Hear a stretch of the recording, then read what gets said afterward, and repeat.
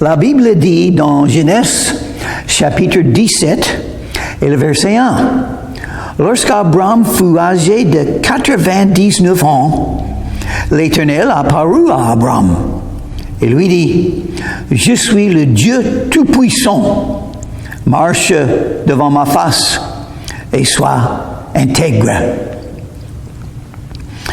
Abraham avait 99 ans. Ça veut dire, il y a 24 ans, l'Éternel s'est manifesté à Abraham pour l'appeler à quitter son pays, quitter sa famille, quitter son père et entrer dans le pays de Canaan, un pays promis à Abraham et à sa postérité. Pendant tout ce temps, 24 ans, Abraham avait des doutes. Est-ce que Dieu va le faire? Comment est-ce que Dieu va faire ça? Je suis vieux, j'ai pas d'enfant. Comment est-ce que mon postérité puisse être comme Dieu l'a dit? Donc je vais l'aider. Je vais pas dire à Pharaon, quand je suis en Égypte, je ne suis pas dire à Pharaon toutes les choses de Sarai et moi, le fait qu'elle est ma femme, parce que j'ai peur que Pharaon va me tuer pour gagner ma femme. Mais Dieu a déjà donné une promesse, que Dieu a un dessein pour la vie d'Abraham. Abraham ne va pas mourir avant que le dessein de Dieu ne soit accompli dans sa vie. Et c'est la même chose pour vous et moi. On n'a rien à craindre. Dieu donne la vie et c'est lui qui ôte la vie, pas les méchants, pas les violents. Dieu ôte la vie. Il décide quand chaque personne quitte la terre. Et donc, on n'a rien à craindre. On peut suivre Dieu et on est là pendant quelques jours et un jour on va partir. Mais c'est Dieu qui décide.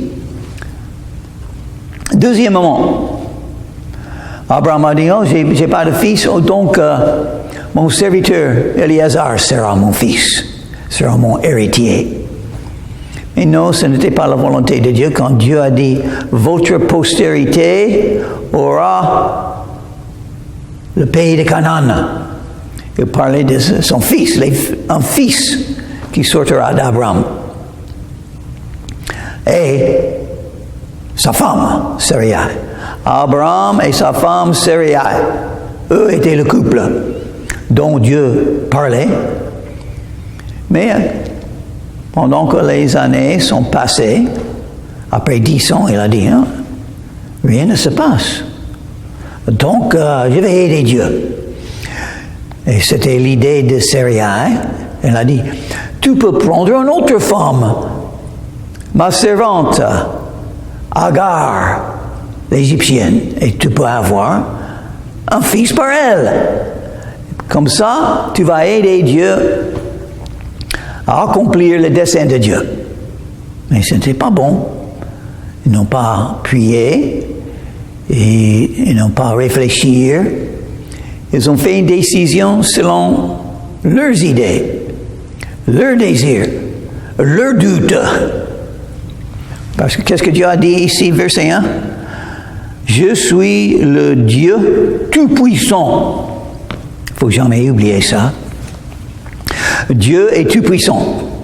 Il peut tout faire. Jésus a dit la même chose parce qu'il est le Fils de Dieu. Ça veut dire Dieu le Fils. Jésus a dit, tout pouvoir m'a été donné. Et qui a tout pouvoir? Dieu. Au commencement était la parole. Et la parole était avec Dieu. Et la parole était Dieu. Dieu peut tout faire. Ça veut dire, je peux prier et mes rêves peuvent s'accomplir, n'est-ce pas? Dieu exauce les prières. Il peut tout faire. Mais si Dieu ne fait rien pendant un temps, dans le cas d'Abraham, pendant 24 ans, Dieu n'a rien fait en ce qui concerne sa promesse. Est-ce que ça arrivera dans nos vies aussi? Ah oui, bien sûr. Bien sûr. Parce que Dieu sait mieux que nous ce n'est pas notre volonté qui sera faite, c'est la volonté de Dieu. Et quand il décide, il fera des miracles, mais pas avant. Nous ne sommes pas Dieu, mais il peut le faire. Dieu peut tout faire. Donc, s'il ne fait pas aujourd'hui ce que j'aimerais bien voir, ça veut dire qu'il a choisi de ne pas le faire. Et qu'est-ce que je vais faire en face de ça?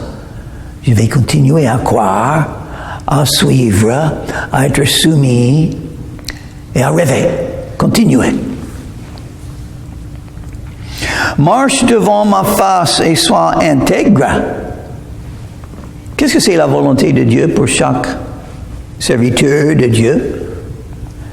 Une vie de sainteté. Dieu est saint, nous sommes des pécheurs. C'est une des grandes différences. Dieu est puissant, nous sommes faibles. C'était la première chose enseignée. Dieu est saint, nous sommes des pécheurs.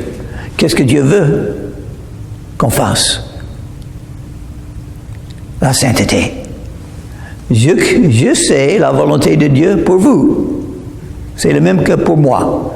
Vivre une vie de sainteté. Donc, il nous faut beaucoup de miséricorde, n'est-ce pas? Parce que nous sommes faiblesses. Parce qu'on faillit facilement. On fait des bêtises. On pêche. On n'est pas parfait. Donc, on vit par la grâce de Dieu. Dieu donne à ceux qui ne méritent pas. On vit par la miséricorde de Dieu. Ce qui est dit dans le Coran aussi, n'est-ce pas? Si vous avez lu le Coran, vous savez que avant chaque chapitre dans le Coran, ce sont les mots Dieu, le plus gracieux, le plus miséricordieux. Et ça, c'est vrai.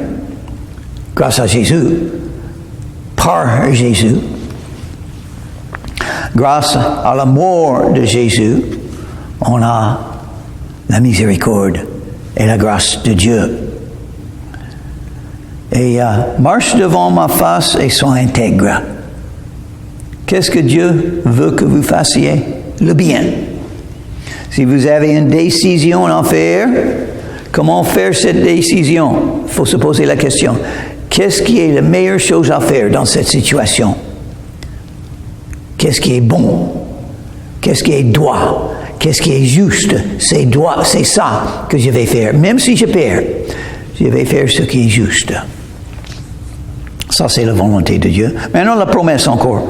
J'établirai mon alliance entre moi et toi, et je te multiplierai à l'extrême. Je te multiplierai. C'est la même promesse qu'il a donnée avant. 24 heures plus tard, il donne la même promesse encore.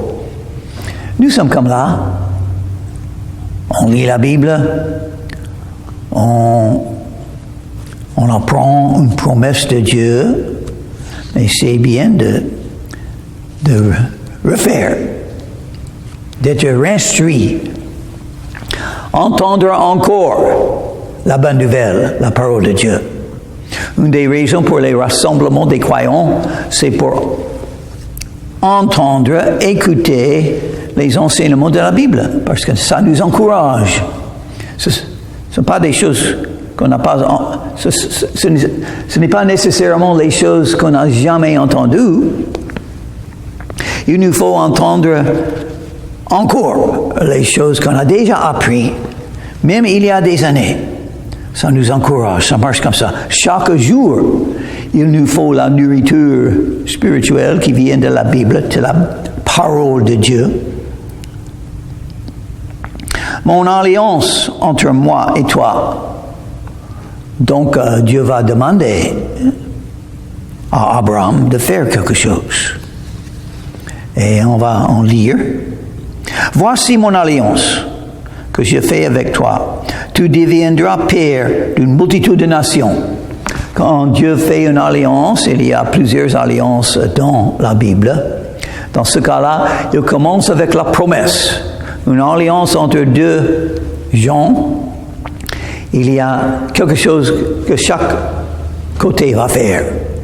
Dieu va donner. Dieu va donner. Il va donner une multitude de nations. Abraham, le père. Abraham est le père de foi. Il est le père de beaucoup de nations. Isaac et Ishmaël sont sortis de Abraham. Et aussi tous ceux qui ont la foi d'Abraham sont les fils d'Abraham selon la foi. Donc il y a les fils selon la chair, les Juifs qui sont venus d'Isaac, les fils selon la chair, la postérité d'Ismaël, et les enfants de Dieu selon la foi qu'Abraham avait. Tous les vrais croyants dans ce monde sont les enfants de Dieu selon la foi qu'Abraham avait. Donc, Abraham est devenu un père de beaucoup, exactement comme Dieu a dit, le père d'une multitude de nations. Et Dieu a fait ça. Je te rendrai féconde à l'extrême. Quand Dieu fait quelque chose, il sait très bien faire, n'est-ce pas? Je ferai de toi des nations et des rois sortiront de toi. Et on sait tous les rois d'Israël et les rois d'autres pays. David et Salomon, tous les autres rois. On peut en lire dans l'Ancien Testament tous les rois qui sont sortis d'Abraham, comme Dieu a dit. Verset 7. J'établirai mon alliance entre moi et toi, et tes descendants après toi, selon leur génération. Ce sera une alliance perpétuelle, en vertu de laquelle je serai ton Dieu et celui de ta postérité après toi. Une alliance perpétuelle. C'est intéressant, quand Jésus était là, juste avant de mourir, il a parlé d'une nouvelle alliance qu'il a fait. Jésus a fait une nouvelle alliance dans l'Ancien Testament. Il y a d'autres alliances. Par exemple, c'est l'alliance avec Abraham. Dieu a fait une alliance avec Moïse, c'est-à-dire par Moïse, l'alliance de la loi. Dieu a fait une alliance avec David en ce qui concerne le Messie qui devait venir comme un descendant de David. C'est pourquoi Jésus est né du tribu de Juda. Il était un descendant par Marie et même par Joseph, un descendant du roi David. Il est né à Bethléem. Donc Jésus est l'accomplissement de toutes les alliances. Et l'accomplissement, ça c'est la nouvelle alliance. Intéressant que la nouvelle alliance n'a rien à faire pour des gens. Dieu fait tout. Rien à faire sauf se confier en Jésus, croire en Jésus. Dans la nouvelle alliance, qui est basée sur le sang et le corps de Jésus, qui a été donné sur la croix de Calvaire. Maintenant, on va apprendre quelque chose d'important de cette alliance et de ce que Abraham était obligé à faire et sa postérité obligée à faire. Je te donnerai et à tes descendants après toi le pays que tu habites comme étranger. Quel pays? Canaan. Le pays qui s'appelle Israël maintenant, mais c'était beaucoup plus grand que celui d'aujourd'hui. Donc, ce n'est pas encore tout à fait accompli. Aussi, ça sera accompli quand Jésus lui-même sera le roi de toute la terre et il régnera de Jérusalem dans ce pays de Canaan. Jésus-Christ lui-même, quand il revient. Il est le Messie, il est le roi qui devait venir comme descendant de David. Et c'est pourquoi le Nouveau Testament commence avec les mots. Voilà le livre de la génération de Jésus-Christ, fils de David, fils d'Abraham. Donc c'est Jésus qui a accompli toutes les alliances. Il est l'accomplissement de toutes les promesses de Dieu. Jésus est. Tout se trouve en Jésus. Mais maintenant, on a quelque chose à apprendre. En possession perpétuelle. Tout le pays de Canaan en possession perpétuelle. Pourquoi les Juifs sont toujours en ce pays de Canaan? Parce que Dieu a promis à Abraham. Dieu a promis. Je serai leur Dieu. Dieu dit à Abraham, toi, tu garderas mon alliance, toi, et tes descendants après toi, selon leur génération. J'ai quelque chose pour toi à faire, Abraham, et tes enfants. C'est ici mon alliance. Côté de Dieu, une grande promesse. La postérité d'Abraham, le pays de Canaan. Et maintenant, qu'est-ce qu'Abraham doit faire? Verset 10.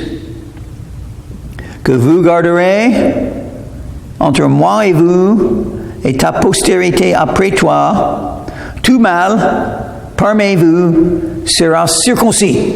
Voilà. C'est ce qu'Abraham devait faire, la circoncision. Donc on sait pourquoi. C'était très important parmi les Juifs, et même aujourd'hui. C'était très important dans le premier siècle quand l'Évangile a été annoncé à tout le monde, aux Juifs et aux païens. Une grande dispute. Est-ce que les païens devaient être circoncis? Non. Parce que ce commandement, il faut se rappeler, c'est pour la postérité humaine d'Abraham. C'est pas pour la postérité spirituelle d'Abraham. Aussi, la circoncision a une signification symbolique très importante à comprendre. C'est pourquoi Dieu l'a fait. C'est pourquoi Dieu a dit c'est obligatoire. La signification spirituelle de la circoncision. Qu'est-ce que c'est la circoncision? On coupe la chair. On coupe la chair. Et qu'est-ce que la chair symbolise? La volonté humaine, la convoitise humaine, les désirs humains, le péché humain. On va lire de la chair dans le Nouveau Testament, c'est expliqué très bien par le Saint-Esprit. En Galates chapitre 5, on va commencer à lire verset 16.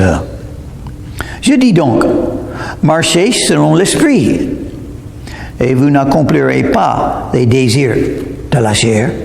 Si vous êtes un vrai croyant en Jésus, vous avez rencontré Jésus par cette expérience spirituelle qui s'appelle la nouvelle naissance, la naissance de l'Esprit.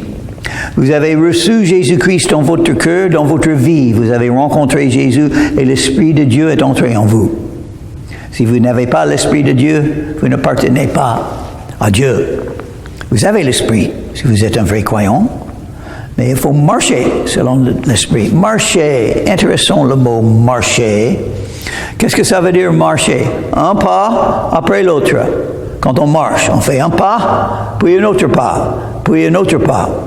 Chaque pas dans votre vie est avec Dieu. Chaque pas, vous êtes soumis à Dieu. Chaque pas, c'est-à-dire chaque décision, chaque chose que vous faites, que vous pensez, que vous espérez, que vous désirez, chaque chose, soumis à la volonté de Dieu, en cherchant le dessein de Dieu, la volonté de Dieu, en étant soumis à lui, écoutons l'Esprit de Dieu qui vous appelle à suivre Jésus et qui vous guide, qui vous guidera. Mais il faut écouter, il faut désirer, chercher et vous trouverez. Mais si vous ne cherchez pas, vous ne trouverez pas. Marchez dans l'Esprit et vous n'accomplirez pas les désirs de la chair. Qu'est-ce que c'est la chair? Le corps, la vie humaine. Et la chair a ses désirs. Alors, qu'est-ce que c'est la chair? Je vais vous expliquer qu'est-ce que c'est la chair. Je veux ce que je veux et je le veux maintenant. Ça, c'est la chair. Et c'est le péché. C'est la volonté humaine. C'est ce grand désir et les convoitises qui sortent de nous. Parce que nous sommes les humains, les êtres sur la terre. C'est horrible. Ce que la chair peut faire avec ses grands désirs et ses convoitises. Centré sur soi, orgueilleux, disputant, faisons la guerre, même la violence, la chair.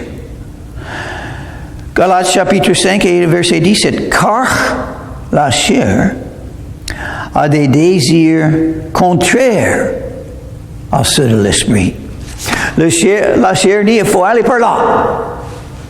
L'esprit va dire, non, il faut aller par là. Lequel est-ce que vous allez obéir? L'esprit, on a des contraires à ceux de la chair. Ils sont opposés entre eux afin que vous ne fassiez point ce que vous voudriez. Ils ne peuvent pas faire ce que vous voulez. Si la chair décide, vous allez tomber, vous allez pécher, vous allez faire le mal, vous allez vivre comme un être humain. Donc c'est écrit là, Galates chapitre 5, parce que c'est possible qu'un croyant vivra comme ça. C'est terrible, n'est-ce pas? Verset 18. Si vous êtes conduit par l'Esprit, marchez dans l'Esprit, conduit par l'Esprit. Pour être conduit, il faut être soumis. Il faut vouloir aller avec Dieu, avec un désir plus grand que les désirs qui sortent de notre chair.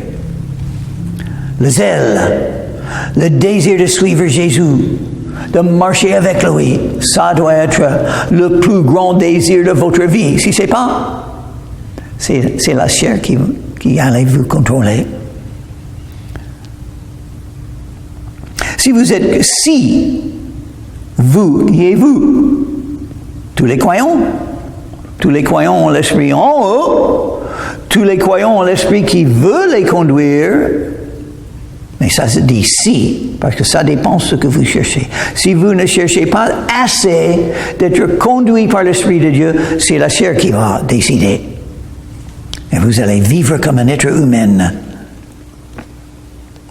Or, les œuvres de la chair sont évidentes.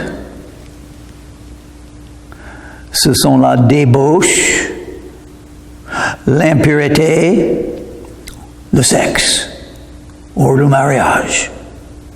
Le dérèglement, on casse, on brise, on ne garde pas les commandements.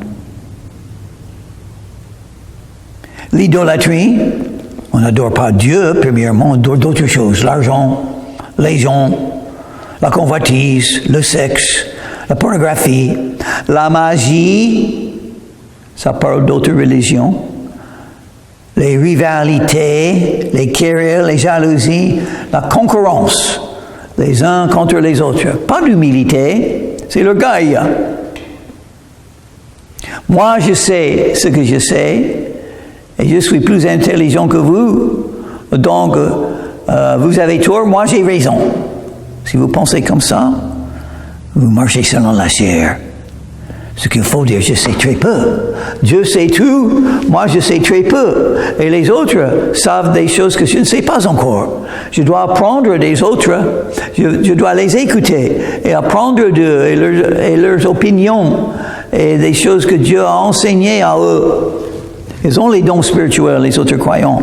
Je peux bénéficier de me taire et d'écouter leurs idées, de réfléchir. Je dois croire que je suis rien. Ils sont mieux que moi. Les divisions, les sectes. C'est beaucoup de problèmes parmi les croyants, n'est-ce pas? Et tout ça est arrivé déjà. On peut voir l'histoire du christianisme depuis le 1er siècle. Qu'est-ce qu'on voit? Des querelles, des disputes, des jalousies, des divisions, des sectes. Voilà. Ça, c'est l'histoire de l'Église chrétienne. Pourquoi? On a marché, beaucoup de croyants ont marché selon la chair et pas selon l'esprit. L'envie, l'ivrognerie, même, les drogues, l'alcool, les excès de table, Il faut la nourriture, mais pas trop. Et les choses semblables. Tout ce que vous voulez plus que Dieu.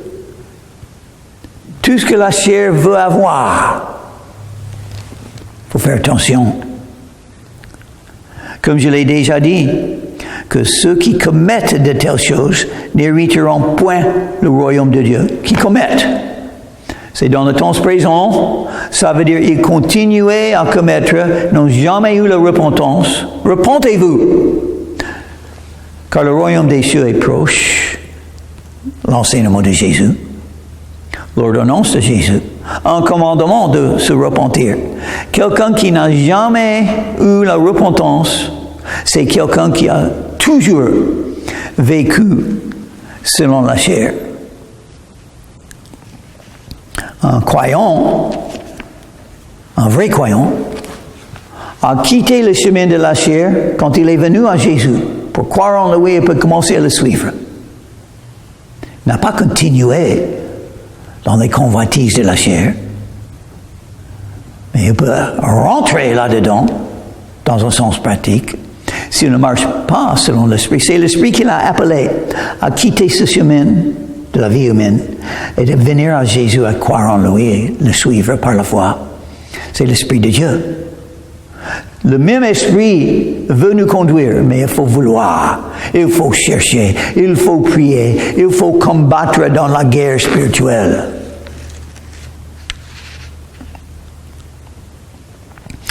Donc, ils n'hériteront point le royaume de Dieu. Et verset 22, Galates, chapitre 5. Mais, le fruit de l'Esprit, quelque chose qui sort de nous automatiquement, parce que l'Esprit est en nous, nous marchons selon l'Esprit, nous sommes conduits par l'Esprit, donc l'Esprit en nous produit des choses. Qu'est-ce qu'il produit? Automatiquement. C'est pas par mon effort que ça se passe. C'est l'amour, la première chose mentionnée. Parce que c'est la chose la plus importante. Amour. Amour pour les voisins. Amour pour les copains. Amour pour les voisins. Amour pour la famille. Amour pour les croyants, les frères et les sœurs en Christ. Amour pour tous, les non-croyants, les croyants. Faut faire attention. Sans amour, on n'est rien du tout. Amour, la joie. Est-ce que vous voulez être heureux, avoir la joie de vivre, la joie de servir Dieu, la joie qui vient seulement par le Seigneur Jésus-Christ quand vous marchez avec lui. C'est l'Esprit qui va produire la joie en vous. C'est bien d'avoir la joie comme ça. C'est horrible de ne pas marcher en communion avec Jésus, n'est-ce pas? La chose la pire qui peut vous arriver, si vous êtes un vrai croyant, c'est de ne pas être en communion avec Jésus. Comment rester en communion avec Jésus? La confession des péchés. 1 Jean chapitre 1 et le verset 9. Si nous, tous les croyants, confessons nos péchés, il est fidèle et juste, nous ne le sommes pas, pour nous pardonner et nous purifier de toute iniquité. Ah, c'est bien ça, j'aime la miséricorde de Dieu. Il me faut tous les jours, et je me confie en ça. Merci Seigneur que tu es miséricordieux comme ça. La paix, la patience, la bonté, la bienveillance, la foi, la douceur, la maîtrise de soi. Vous en voulez toutes ces caractéristiques, vous pouvez avoir si vous êtes conduit par l'Esprit, si vous êtes rempli par l'Esprit. Vous avez l'Esprit, mais est-ce que c'est l'Esprit qui vous contrôle ou est-ce que c'est la chair? Donc, il faut vraiment connaître la différence entre l'Esprit et la chair. Et Dieu l'enseigne à Abraham. Dieu enseigne à Abraham, il a déjà dit à Abraham dans le verset 2, « Marche devant ma face, marche en communion avec moi, et sois intègre, une vie de sainteté. » Comment le faire? Couper la chair. Ne donne pas aucune occasion à la chair à vaincre. faut pas suivre la chair. Il faut faire attention. Ce que je veux, est-ce que ça vient de la chair ou est-ce que ça vient de Dieu? Faire attention. Chaque jour, faire attention. Parce que ce combat entre la chair et l'esprit est toujours là. Et donc, pour enseigner à Abraham, Dieu a donné la circoncision pour symboliser que la chair doit être découpée, anéantie, évitée. Il faut pouvoir dire non à la chair et oui à l'esprit. Si vous ne connaissez pas ça, vous allez beaucoup perdre. Vous serez bientôt sur le mauvais chemin qui mène à des problèmes, à des pertes. C'est ici mon alliance que vous garderez entre moi et vous et ta postérité après toi. Et quelle postérité? La postérité humaine, oui, et la postérité spirituelle, la circoncision spirituelle. Il faut se soumettre à l'esprit, pas la chair. Vous vous circoncirez et ce sera un signe d'alliance entre moi et vous. À l'âge de 8 jours, tout mâle parmi vous sera circoncis selon vos générations, qu'il soit né dans la maison ou qu'il soit acquis à prix d'argent de tout fils étranger sans appartenir à ta race. On devra circoncire celui qui est né dans la maison et celui qui est acquis à prix d'argent. Et mon alliance sera dans votre chair, une alliance perpétuelle. Un mâle incirconcis qui n'aura pas été circoncis dans la chair sera exterminé du milieu de son peuple. Il aura violé mon alliance. Et qu'est-ce que ça nous enseigne? La volonté de Dieu pour vous et moi, c'est une vie de sainteté. Donc il faut prier. Guide-moi, Seigneur, loin de la tentation. Ôte-moi, Seigneur, ces désirs. Donne-moi la sagesse de suivre l'esprit, de chercher le chemin que Dieu a pour moi. Et de faire attention contre tous ces désirs qui sortent de mon corps et de ma chair, qui sont mauvais, parce qu'ils sont contre la volonté de Dieu. Ils vont m'amener à une vie charnelle, une vie contre la volonté de Dieu. Verset 15. Dieu dit à Abraham, tu ne donneras plus à Sarai, ta femme, le nom de Sarai, mais son nom sera Sarah. Je la bénirai et je te donnerai d'elle un fils. Je la bénirai et elle deviendra des nations, des rois de peuples sortiront d'elle. Donc, trouver un autre moyen d'avoir un fils, ce n'était pas la volonté de Dieu pour Abraham et Sarah. C'est Sarah qui devrait aller avoir un fils. Et Abraham, à quel âge? 99 ans. Il va avoir un enfant. Dieu a donné beaucoup de promesses à Abraham. En ce qui concerne un fils de Sarah, le fils de la promesse, pas le fils de la chair. Les idées de Sarai et d'Abraham d'avoir un héritier par le serviteur ou par le fils d'Agar, ce n'est pas la volonté de Dieu. Dieu est tout puissant et il a donné un fils à Abraham et Sarah. Abraham tomba sur sa face. Il rit et dit en son cœur, naîtrait-il un fils à un homme de 100 ans? C'était un rêve. un miracle, la bénédiction de Dieu. Parce qu'il faut dire, qu'est-ce que verset 16 a dit? Qu'est-ce que Dieu a dit? Je te donnerai d'elle un fils. Ça nous dit plusieurs choses. Dieu donne. Il aime donner de bonnes choses à des êtres humains. Il faut simplement recevoir par la foi. Abraham avait une relation personnelle avec Dieu. Il marchait avec Dieu. Il parlait avec Dieu. Donc, il était prêt à recevoir tout ce que Dieu voulait faire dans sa vie. Et Dieu a donné. Qu'est-ce que Dieu va faire dans votre vie si vous marchez avec Dieu? Il va vous donner des dons. Toujours. Pour le reste de ta vie, Dieu va vous donner de bonnes choses. J'espère que vous allez avoir la foi pour reconnaître tout ce que Dieu fait dans votre vie. Même les épreuves sont les dons de Dieu pour vous fortifier dans la foi. Je te donnerai d'elle un fils. Les enfants sont des dons de Dieu. Pourquoi le mariage? Il y a tant de disputes, tant de difficultés dans le mariage.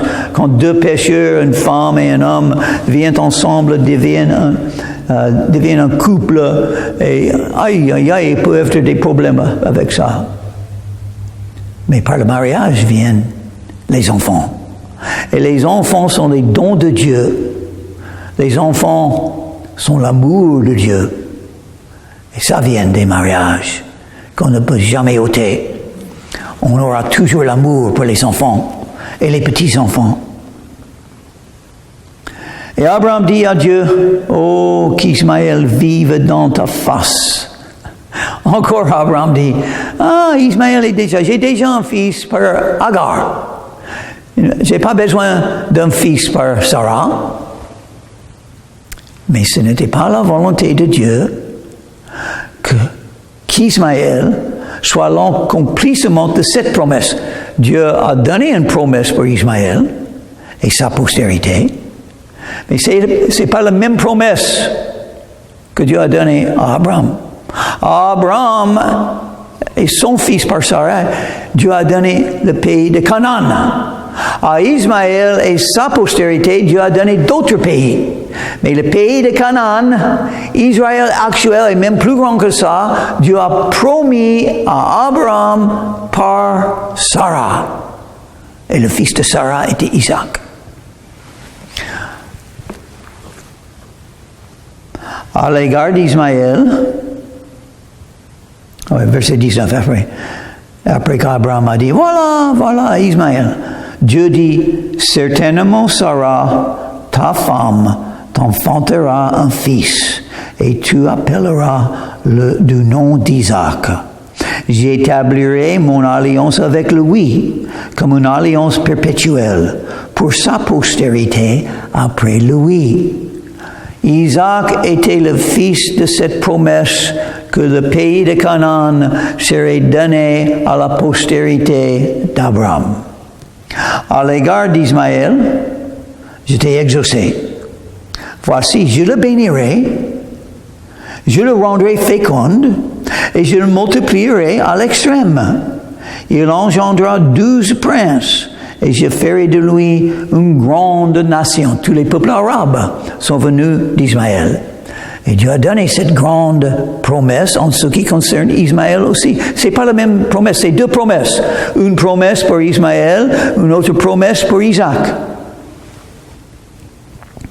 J'établirai mon alliance avec Isaac, que Sarah t'enfantera à cette époque-ci de l'année prochaine. Lorsqu'il eut achevé de lui parler, Dieu s'éleva au-dessous d'Abraham.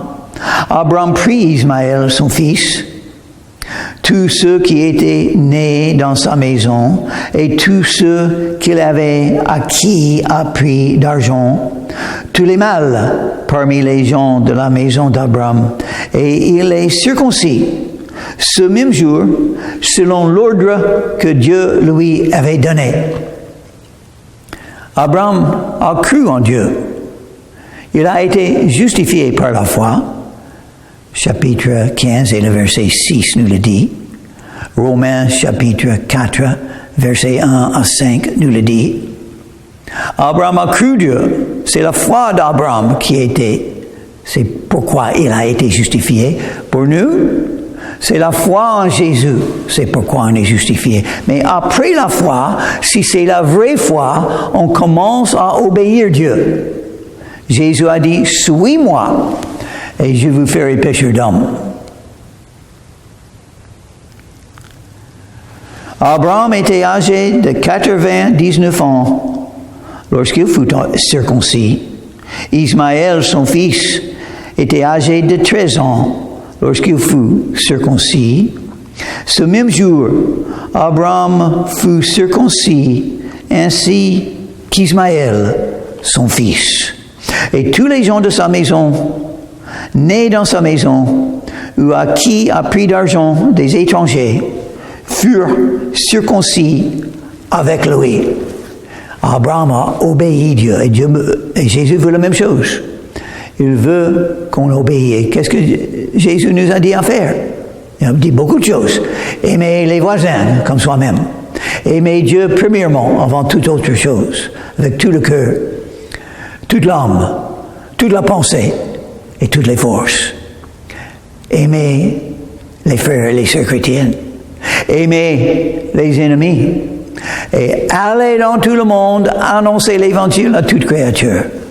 Suis-moi et je vous ferai pécheur d'hommes. On croit en Jésus, donc on suit Jésus. Jésus, notre maître. Si vous n'avez pas Jésus comme maître, vous pouvez croire en lui. La Bible dit en Romains, chapitre 10 et le verset 13, « Quiconque invoquera le nom du Seigneur sera sauvé. »